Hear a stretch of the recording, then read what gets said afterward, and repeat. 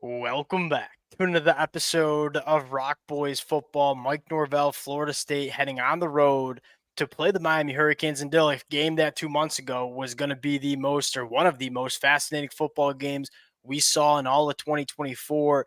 The thing is, the national media probably not going to pay attention to this game as much with the struggles of Florida State. Both of these fan bases, they're going to be dialed in for the next couple of days. This is what makes college football, at least in my opinion, my humble opinion, the best sport on the planet. Like Florida State has had a disaster of a 2024 season. They're going to be dialed in for this matchup. And you look at Miami, like they want to put a stamp on this win, fired up to get into this one. And although, Miami's coming in as a 17-point favorite, I do think there are some fascinating matchups to take a look at. Before we get into it, as always, let it fly in the comment section, especially with this kind of game, right? Legitimate bad blood, Florida State fans, Miami fans.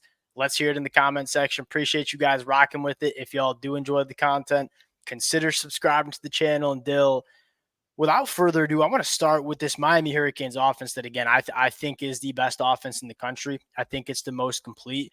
Going up against the Florida State defense that, although Florida State has struggled as a whole, that tough loss against Duke, you look at how that game went. Like Florida State only gave up 180 total yards on the defensive side of the football, 3.1 yards per play. What I think is fascinating about this matchup is that there are things about Florida State that you really like, right? AZ Thomas, Fentrell Cypress, two really, really good boundary cornerbacks. You have some guys who can get after the passer up front, but this is where I think it makes Miami so special, is that Florida State's not a complete defense. Although they have some legitimate, really good football players on defense, there are also some really big holes. And I think it starts with that front seven. The biggest takeaway from that Miami Hurricanes win against Louisville was the run game and how they leaned on the run game to kind of win them that football game. That's kind of the avenue that I would expect Miami to take in this Florida State game. You said it before we even went live. How do you avoid this game getting hairy? Controlling the time possession, controlling the line of scrimmage. When you have the line of scrimmage play Miami does, you have the ability to play this game on your terms. I would expect Miami to get Mark Fletcher and Damian Martinez involved in this game early and often, and kind of just trying to grind a Florida State front seven down that has not been as good as we thought it'd be, but it certainly isn't very deep as well. And I think ultimately, like, they can smooth out Cam Ward's play a little bit. That's probably as clean as he's played all year in that Yes. Louisville game. I mean, didn't turn the ball over, didn't take a ton of sacks. Like, that's what I think you want Miami's offense to look like. Now, they've gotten down in a couple games, like the Cal Virginia Tech games are the ones that stand out. And frankly, Cam Ward made some really, really poor plays. So you had those kind of highs, lows, peaks, valleys, whatever you want to call them. But when they kind of just got on Louisville, started running the ball, use that to kind of like make his job a little bit easier. I think you saw the best version of him. And again, when you talk about like this game where Florida State could possibly get involved in it in some competitive way, it'd be with those pass rushers being disruptive and then having someone make a play on the boundary. I mean, those are the kind of areas I look that are bright spots. So again, I think they can just smooth Cam Ward's play out. I think they can take Florida State's best defenders out of this game to an extent. And if they just run the ball and pound it, I don't see how Florida State necessarily lines up and does that for 4 quarters, because you're right. They're not playing great at the top end. They're not deep, and their linebacker play has been really, really poor, I'd say. Yeah, and I think you're so right in saying when you gave Cam Ward that run game, look, we all know Cam Ward can be a hero. Like we've seen it countless times in 2024. But I think if you're Miami, you know you have a hero, but you don't want him having playing hero football every single game.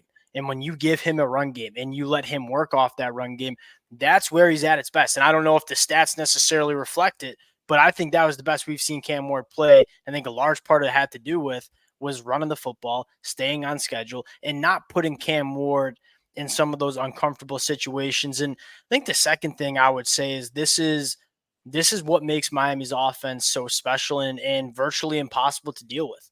Is there are so many different ways they can attack an opposing defense where, look, Isaiah Horton on the boundary, he might not play a huge role in this football game, but Damian Martinez and Mark Fletcher might. But I think even more importantly, the tight ends and guys like Xavier Restrepo, you look at Florida State, it's been such a disaster in terms of how they've not protected these linebackers in coverage.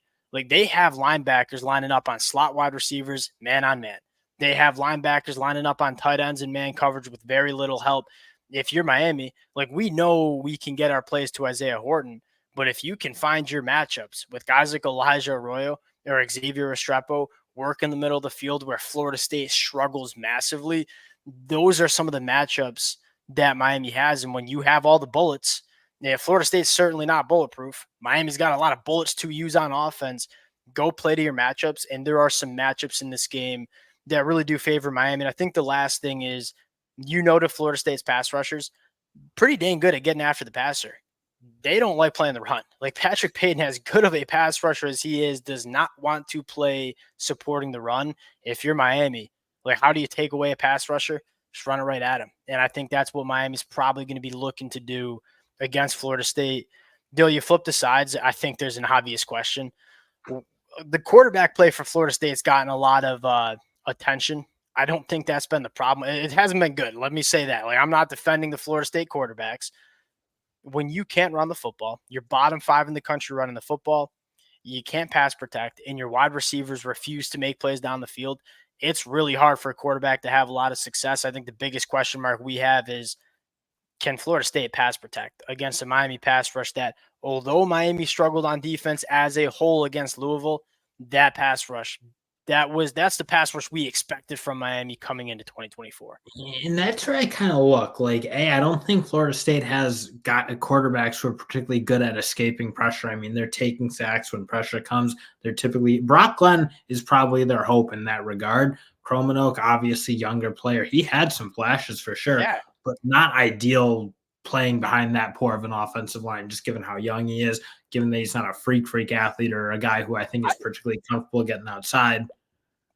I think Luke is a solid. I mean, I think the Brock and Luke are much better athletes than DJU, and I know that's not saying much, but Luke was a guy that played some wide receivers. But you don't have a Kevin Jennings, and with the way their offensive line's playing, like they're not giving anyone really a chance, and they'd need to really kind of get like kind of what Oklahoma's trying to do, obviously with Hawkins. Like they need to get weird like that if they're going to try to do something. So that, again, you're looking at Florida State, like what is their avenue to playing good offense in this game? I mean, the only thing that teams have done that's been successful really against Miami is hit big plays, and especially hit them through the air and rely on some coverage busts, because Miami certainly, they've played the ball in the air particularly well. They've busted coverage too often.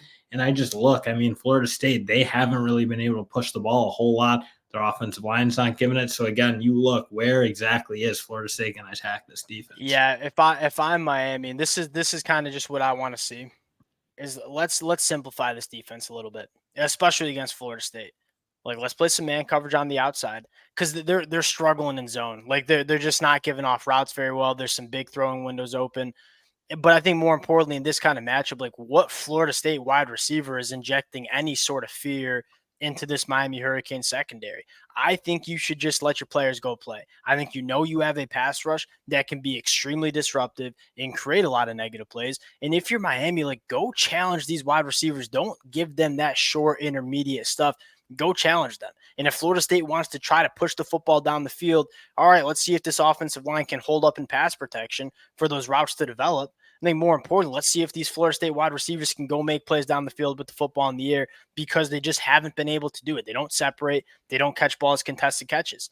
So if you're Miami on defense, I'm looking for a confidence game here where it's like, let's just go rely on our talent, specifically in the front seven.